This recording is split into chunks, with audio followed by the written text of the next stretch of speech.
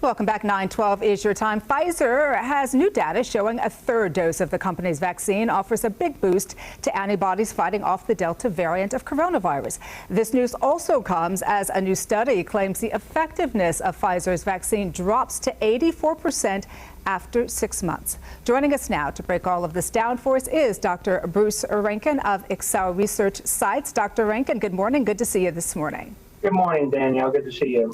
Let's start with that new data, right, that shows Pfizer's vaccine's effectiveness drops to 84% after 6 months. Is this surprising to you? You know, we're following antibody levels, was one measure of how well the vaccines remain effectiveness. So over time, those antibody levels will be seen to drop with most of our vaccines. However, we're also looking and following our participants in our study to see the incidence of disease and that severe disease and hospitalization, and those numbers are still remaining low. Which is some good news for people who do have the vaccine. But that leads me to the question about the booster shots. Pfizer says a third dose of COVID-19 vaccine strongly boosts protection against the Delta variant. The FDA, CDC say we may not need that booster shot just yet. But Pfizer is working on getting that emergency use authorization. But are the FDA and CDC just being cautious? Well, right now, Pfizer just has a small number of their participants in their phase 1 study. That was the first in human that they dosed after their 6 months to see what would happen with those antibody levels. And like you said, there's a 5 to 10-fold increase in antibody levels in that small group. We have our participants actually at their anniversary. They started coming in this week last year for Pfizer and then the 1st of August for Moderna. So we'll be following those people also and bringing them in shortly over the next several months and looking at those antibody levels as well as we followed them for the last year, for instance, of illness with COVID. Dr. Rankin, what about the other variants? Of course, we've heard about the Lambda as well. Would that down the road then require yet another dose of vaccine?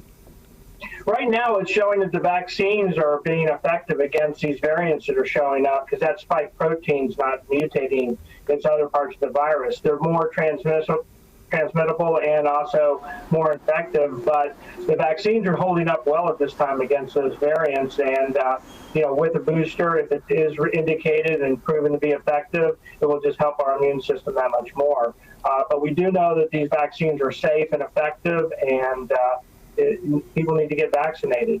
So we know about the safe and effectiveness of the vaccine through the studies, but now we're dealing, right, with these mask suggestions, even for those who are vaccinated. What about those, Dr. Rankin, who are hesitant to get vaccinated when they look at maybe needing a booster shot down the road? Could that make them even more hesitant? And how can we reach them?